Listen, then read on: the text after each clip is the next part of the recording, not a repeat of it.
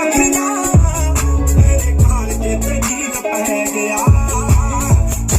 ਤੂੰ ਐਸੀ ਅਖਣਾ ਮੇਰੇ ਘਰ ਜੇ ਤੇ ਨੀਲ ਪੈ ਗਿਆ